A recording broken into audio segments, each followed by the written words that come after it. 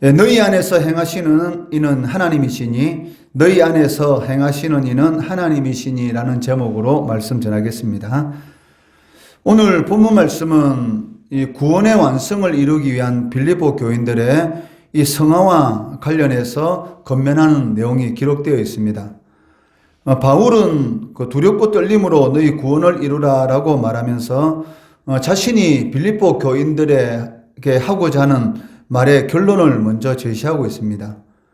그리고 이어서 구원을 이루는 이 방법으로서 모든 일에 원망과 시비가 없게 하도록, 그리고 흠이 없고 순전하여 세상에서 빛의 삶을 살아가도록 권면하고 있다는 것입니다.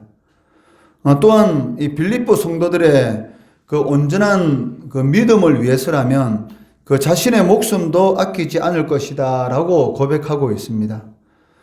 이런 말씀들을 통해서 우리는 그 빌립보 교인들의 이 신앙의 성숙을 위한 그 바울의 이 심정이 어떻는지를 너무나 잘 보여주고 있습니다. 이러한 본문 말씀을 통해서 그 하나님께서 우리들에게 주시는 그 영적 진리를 살펴보도록 하겠습니다. 첫 번째는 그 성도는 날마다 자신의 구원을 이루어 가야 한다는 것입니다. 12절 말씀을 보시면 항상 복종하여 두렵고 떨림으로 너희 구원을 이루라 라고 말씀하고 있습니다. 그런데 이 말씀은 그 마치 그 행위 구원을 강조하는 듯한 그러한 이 말로 이렇게 들리고 있습니다. 오직 구원은 믿음으로 얻는다라는 그 이신득이의 이 복음의 진리와는 이 마찰되는 것처럼 그렇게 보이고 있다는 것입니다. 그렇지만 그 여기서 이 바울이 말하는 그 항상 복종하여 두렵고 떨림으로 너희 구원을 이루라라는 이 말씀의 요지는 그 행위로 구원을 얻는다라는 그런 그 의미가 있는 것이 아니고, 그 은혜로 받은 그 구원의 효력이 그 발생하게 하라라는 그런 의미를 가지고 있고, 그 영적인 성숙을 계속해서 이루라라는 그런 의미로서 하는 말이라는 것입니다. 즉 한마디로 이 중생의 의미가 아니라 그 성화의 과정으로서, 즉 하나님의 백성들이 소금과 빛의 그러한 역할을 통해서 하나님이 기뻐하는 그러한 구원의 효력을 나타내라라는 그러한 뜻으로서 그 두렵고 떨림으로 너희 구원을 이루라라고 말을 하고 있다는 것입니다. 그 이를 바울은 그 에베소서 4장 13절 말씀에서 우리가 다 하나님의 아들을 믿는 것과 아는 일에 하나가 되어 온전한 사람을 이루어 그리스도의 장성한 분량이 충만한 데까지 이르리니라고 말씀하고 있다는 것이죠. 즉 구원받은 성도들은 그 그리스도의 이 장성한 분량, 즉 하나님께서 기뻐하는 그런 이 믿음의 그런 분량이 충만한 데까지 그 하나님이 기뻐하는 그런 삶을 살아가야 된다라고 말을 하고 있다는 것입니다. 또한 바울은 이 12절 말씀에서 항상 복종하여라고 강조하고 있습니다. 이는 모든 일을 통해서 하나님의 뜻에 순종하고 실천하다라는 그런 의미를 가지고 있습니다. 그 사실 이 기독교 신앙은 우리들에게 그 실천을 요구하고 있습니다. 그 실천 없는 믿음은 귀신의 믿음이다라고 이 야고보서에서는 말씀하고 있습니다. 야고보서 2장 19절 20절 말씀에 보시면 내가 하나님은 한 분이신 줄을 믿느냐 잘하는도다 귀신들도 믿고 떠느니라. 허탄한 사람아 행함이 없는 믿음이 헛것인 줄을 알고자 하느냐라고 말씀하고 있습니다. 이처럼 그 귀신들도 하나님을 믿고 이 극심한 공포 가운데서 떤다라고 말을 하고 있습니다. 그렇지만 귀신들이 하나님을 믿지만 그 믿음을 실천하느냐? 그렇지 않다는 것이죠. 그냥 하나님이 계시고 자신들이 영원한 이 하나님의 진노 아래 있다라는 것을 알고 극심한 공포 가운데서 떨고는 있지만 그 하나님에 대한 그런 믿음을 가지고 있지는 않다는 것입니다. 그렇기 때문에 그 믿음 없는 그러한 신앙은 이 거짓 신앙이다. 즉 거짓의 아비인 이 사단이 그 추구하는 그러한 신앙이다라는 것을 알 수가 있다는 것이죠. 그렇기 때문에 우리의 신앙이 진실한 신앙인가 아니면 거짓 신앙인가라는 것은 그 나의 삶을 통해서 하나님이 기뻐하는 그런 믿음의 열매가 맺히고 있는가 아니면 맺히고 있지 않는가에 따라서 나의 신앙이 참인가 거짓인가라는 것을 우리는 어느 정도는 간파할 수가 있다는 것입니다. 성도는 이미 이 구원을 받았기 때문에 하나님의 백성들입니다. 그렇지만 우리는 아직 구원에 이르지 못했다라는 것을 항상 이렇게 명심해야 한다는 것이죠. 이것을 신학적인 이 용어로는 이미와 아직이라는 그런 단어를 사용하고 있습니다. 이미 우리는 하나님의 자녀로서 구원받은 하나님의 백성이지만 아직 이 구원의 완성, 즉 성화의 완성의 단계에는 이르지 못했다는 것이죠. 그렇기 때문에 두렵고 떨림으로 이 성화의 과정을 이루어 가라. 그를 통해서 하나님을 경외하고 그 말씀을 실천하고 하나님 앞에 섰을 때에 즉 착하고 충성된 종이라는 그런 구원의 완성을 이루는 그런 삶을 살아가라라고 말씀하고 있다는 것입니다. 분명히 성경에서는 이 상급에 대한 그 말씀을 하고 있습니다. 바울 사도는 자신의 이 죽음이 가까이 온 것을 알고 하나님께서 자신을 위해서 의의 면류관을 준비해 놓았다라고 이렇게 고백하고 있지 않습니까? 이 면류관은 아무나 받을 수 있는 것이 아니죠. 1등으로 달리는 사람들에게만 이 면류관이 이렇게 주어졌습니다. 마찬가지로 그리스도를 진정으로 사모하는 그런 자에게는 하나님께서 자신에게 예비하신 그 면류관이 똑같이 주어질 것이다 라고 말을 하고 있다는 것이죠. 과연 누가 착하고 충성된 그런 종의 삶을 살아갈 수 있는가? 그리스도의 재림을 진정으로 소망하는 그러한 사람들만이 이 착하고 충성된 그런 종의 삶을 살아갈 수가 있다는 것입니다. 요셉이 이 야곱의 가족, 즉 이스라엘을 구원하는 그러한 이 역할을 감당하게 되는데 요셉이 아버지 야곱으로부터 얼마나 사랑을 받았습니까? 그런데 형들의 시기와 이런 질투, 그런 일로 인해서 결국은 이 노예로 팔리게 되고 그리고 노예로 팔렸다가 또 어느 정도 이렇게 인정받을 만한 그런 이 가정 총무로서의 그런 삶을 살아갈 수 있었을 때에 또 억울한 누명을 써서 죄인의 이런 그런 감옥에 갇히는 그런 상황에 처하게 되는 것이죠. 물론 그러한 모든 일들을 통해서 하나님께서 이 요셉을 이 애굽의 총리로 세워가는데 실질적으로 우리는 이 성경의 이런 내용을 통해서 내가 그러한 상황에 처하지 않았기 때문에 그냥 단순하게 요셉이 이 노예로 팔리게 되었고 또 억울한 누명을 써서 죄인이 되었지만 또 하나님께서는 그런 모든 일을 통해서 요셉을 애굽의 총리로 세워주셨구나 라는 그런 단순한 그런 말은 할 수가 있습니다. 그렇지만 거의 13년이라는 그런 오랜 시간 동안 이 노예의 삶은 얼마나 고통스러웠겠고 또 억울한 누명을 쓰고 감옥에서 2년간의 그 삶은 이루 말할 수가 없었을 것입니다.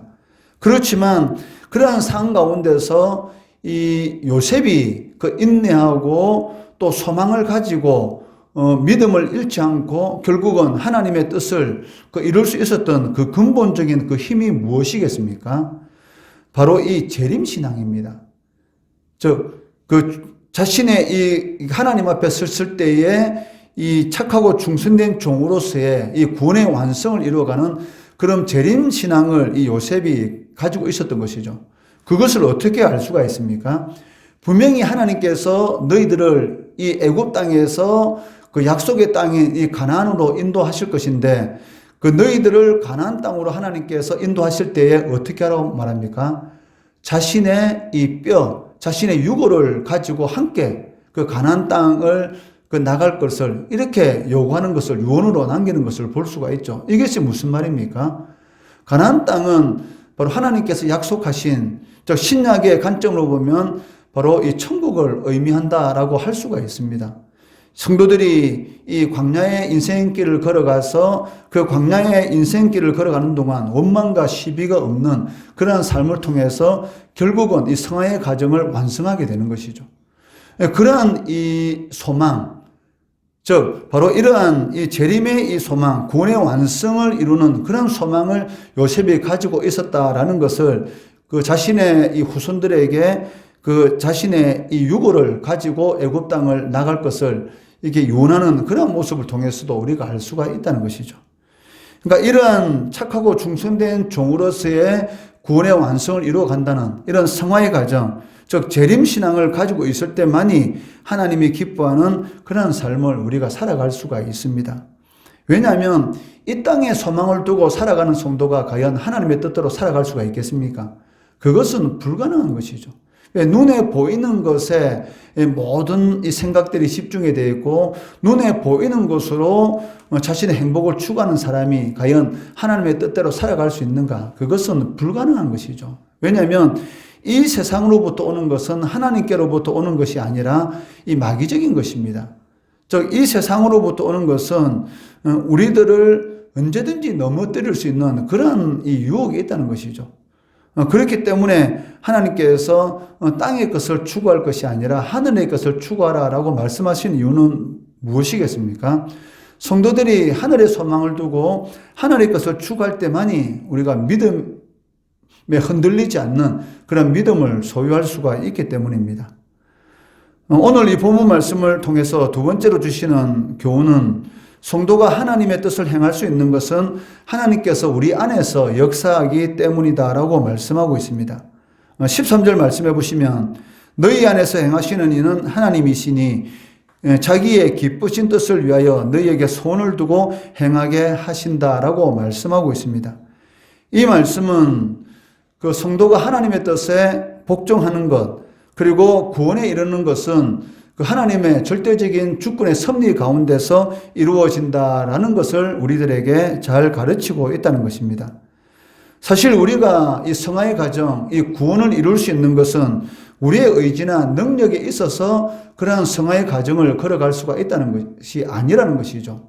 이 성도의 견인이라는 이 교리가 있는데 저 성령께서 택함받은 하나님의 자녀들은 어떤 방법을 통해서라도 이 구원으로 견인, 이끌어간다라고 말을 하고 있습니다. 말을 안 들으면 몽둥이를 들어서라도 하나님 앞에 깨닫고 나오도록 만든다는 것이죠. 이처럼 성도가 자신의 이 구원의 이런 과정, 이 성화의 과정을 걸어갈 수 있는 것은 자신의 의지나 그 능력에 있어서 그런 것이 가능한 것이 아니라 바로 하나님의 그 은혜의 역사가 즉 성령께서 우리의 심령 가운데서 강하게 역사하고 있기 때문에 우리가 성화의 과정의 길을 걸어갈 수가 있다는 것입니다. 그렇기 때문에 우리가 하나님의 자녀로서 이 성화의 과정을 걸어가는 동안 행하는 많은 선한 일들이 있지 않습니까? 교회에서 열심히 충성 봉사하는 그런 헌신의 모습을 통해서 하나님께 영광을 돌릴 수가 있는 것이고 또 우리가 행하는 많은 선한 일들을 통해서 그 그리스도인으로서의 이 소금과 빛의 역할을 통해서도 믿지 않는 자들에게 하나님께 영광을 돌릴 수가 있다는 것입니다. 그렇지만 그러한 모든 선한 일을 한다고 해서 그것이 우리의 자랑이 되어서는 안 된다는 것입니다. 만약 하나님의 뜻을 행한 그런 모든 일들이 그 자신의 자랑이 된다면 그것은 그 하나님의 공로를 자신의 공로로 만드는 악한 행위가 되는 것이고 이 교만이다라고 말을 할 수가 있다는 것입니다. 하나님으로부터 모든 것을 받았는데도 불구하고 마치 받지 않은 것처럼 그렇게 자신이 행한 일들을 통해서 자신의 공로로 돌리게 된다면 그것은 하나님이 주신 그 은혜에 대해서 폄훼하는 그러한 일들이 될 수가 있기 때문입니다. 그렇기 때문에 우리가 이 자랑하는 것은 우리의 행위가 아니라 우리를 그렇게 행하도록 해주신 그 하나님의 역사를 이렇게 자랑해야 한다는 것이죠. 고린도후서 3장 5절 말씀해 보시면 우리가 무슨 일이든지 우리에게서 난 것 같이 스스로 만족할 것이 아니니 우리의 만족은 오직 하나님으로부터 나타나느니라 라고 말씀하고 있습니다. 즉 우리가 하는 모든 일들은 오직 하나님으로부터 오는 것이지 우리 자신으로부터 나타나는 것이 아니라는 것이죠. 그런데도 불구하고 우리는 어떻습니까? 어떠한 일을 행하게 되면 마치 나의 힘과 노력으로 행하는 것처럼 사람들 앞에서 자꾸 자신을 내세우려고 하는 그런 이런 마음이 끊임없이 우리 속에서 이렇게 나타나고 있다는 것이죠. 그럴 때마다 우리의 입으로 고백해야 하는 것이 무엇입니까? 그 무익한 종이라는 것이죠. 나의 내된 것은 오직 하나님의 은혜인 것이고 무익한 종이다. 주님께서도 그러한 예를 들어주셨지 않습니까? 종이 하루 종일 밭에서 일을 하고 돌아오고 또 주인이 이제는 좀 실만하니까 주인이 자신의 먹을 이런 밥상을 차리라라고 명령했을 때에 또 그 주인의 밥상을 차리면서 그런 모든 일을 행하고 난 이후에 하는 고백이 무엇입니까? 무익한 종이로서이다라는 그런 고백만이 할 수밖에 종은 없다라고 말을 하고 있습니다. 우리가 하나님을 주로서 고백한다면 바로 우리는 그 하나님의 종이다라고 말을 할 수가 있습니다. 그렇기 때문에 우리가 하는 무슨 일은 우리에게서 난 것이 아니고 오직 하나님으로부터 난 것이다라는 그런 고백을 할 수가 있어야 한다는 것입니다. 셋째는 그 성도는 생명의 말씀을 밝히는 그런 삶을 살아가야 한다는 것입니다. 16절 말씀해 보시면 빌립보 교인들에게 생명의 말씀을 밝혀라 라고 바울 사도는 촉구하고 있습니다. 16절 말씀에 생명의 말씀을 밝혀 나의 다름질이 헛되지 아니하고 수고도 헛되지 아니하므로 그리스도의 날에 내가 자랑할 것이 있게 하려 함이라 라고 말씀하고 있습니다. 여기 생명의 말씀은 바로 그리스도의 이 복음을 의미하고 있습니다. 요한 1서 1장 1절 말씀해 보시면 태초부터 있는 생명의 말씀에 관하여는 우리가 들은 바요 눈으로 본 바요 자세히 보고 우리 손으로 만진 바라 라고 말씀하고 있습니다.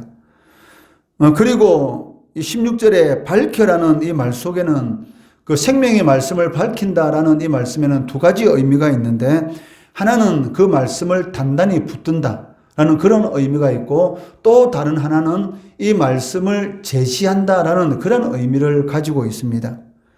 그렇기 때문에 바울 사도가 이 빌립보 교인들에게 생명의 말씀을 밝히라라는 이 말은 이 어그러지고 이 거스르는 세대, 즉 이 세상, 이 불신 세상, 즉 하나님을 대적하는 이 세상 가운데서 성도들이 이 승리의 삶을 살아갈 수 있는 그 길이 무엇인가? 즉 이 그리스도의 복음을 단단히 이 굳게 붙잡는 것이고 또 복음에 대한 확신으로 이 세상 가운데 그 복음을 드러내는 그러한 생활을 통해서 바로 생명의 말씀을 이렇게 밝힐 수 있다라고 우리들에게 가르치고 있다는 것입니다. 복음은 성도들에게 그리스도를 굳게 믿을 것을 요구하고 있습니다. 그리고 세상에 미련을 두는 것이 아니라 천국에 소망을 두고 살아갈 것을 우리들에게 요구하고 있다는 것이죠. 하나님께서 우리들에게 무엇을 요구할 때는 그 죽이기 위해서 그런 것을 요구하는 것이 아니고 살리기 위해서 요구하는 것입니다. 부모가 자녀들에게 어떤 것을 요구할 때는 그 자녀가 잘 되도록 하기 위해서 요구하는 것이지 그 자녀가 못 되도록 하기 위해서 부모가 자녀들에게 요구하는 부모는 아무도 없다는 것이죠. 마찬가지로 하나님께서 우리들에게 어떠한 요구를 하는 것은 우리의 삶의 성공을 위해서 우리의 행복한 삶을 위해서 우리들에게 요구하는 것이지 우리들이 세상 살아갈 때 고통 가운데 고난 가운데 살아가도록 하기 위해서 우리들에게 어떤 것을 요구하는 것은 아니라는 것이죠. 사단이 우리에게 주는 것은 사망입니다. 그렇지만 하나님께서 우리에게 주시는 것은 생명이고 더 풍성하게 주기 위해서 하나님께서 우리에게 예수 그리스도 하나님의 아들을 주셨다라고 이렇게 말씀하고 있습니다. 그렇기 때문에 하나님께서 세상에 미련을 두지 말라라는 것은 우리들이 성도들이 진정으로 이 세상에서 행복하게 살 수 있는 그 길이 무엇인가를 우리들에게 가르쳐 주고 있다는 것입니다. 이처럼 하나님의 복음을 굳건히 붙들고 그 말씀을 제시하는 그러한 삶을 살아가게 될 때에 그를 통해서 우리의 삶 가운데 생명의 능력이 밝히 드러나게 되는 것이고 불신 영혼들이 하나님의 진노에서 벗어나는 그러한 구원의 역사가 일어나게 된다는 것이죠. 아브라함을 통해서 이 세상의 모든 민족들이 이 하나님의 복을 누릴 수 있는 그런 통로가 된 것처럼 우리 한 사람 한 사람이 그 하나님의 이 복음을 굳건히 붙들고 그리고 그 말씀대로 살아가게 되면 나 한 사람이 바로 하나님의 은혜의 통로가 된다는 것이죠. 그를 통해서 많은 사람이 이 구원을 받게 되는 그러한 역사가 반드시 나타나게 된다는 것입니다. 오늘 이 본문 말씀을 통해서 우리가 세 가지를 살펴보았는데, 첫째는 성도는 날마다 자신의 구원을 이루는 즉 성화의 과정을 걸어가야 한다는 것입니다. 둘째는 성도가 하나님의 뜻을 행할 수 있는 것은 자신에게서부터 나오는 것이 아니고 하나님께서 우리 안에서 역사하고 계시기 때문입니다. 그렇기 때문에 우리가 아무리 많은 선한 일을 한다 할지라도 그것은 나의 공로가 아니라 하나님의 공로인 것이고, 또 하나님께 영광을 돌릴 때에 하나님께서는 기뻐하시고 그를 통해서 우리에게 필요한 모든 것들을 공급해 주신다는 것입니다. 그리고 세 번째는 성도는 생명의 말씀을 밝히는 저 그리스도의 복음을 굳게 붙잡고 그 말씀대로 살아갈 때에 우리 한 사람 한 사람이 바로 하나님의 이 복의 통로가 되는 것이고, 그를 통해서 살아계신 그 하나님의 그런 그 영광과 능력을 나타내게 된다는 것이죠. 이 세 가지 말씀 꼭 명심하고 삶 가운데 하나님의 영광을 드러내고 그를 통해서 우리의 삶 가운데 생명의 능력을 경험하시는 우리 성도들 되시기를 주의 이름으로 축원합니다.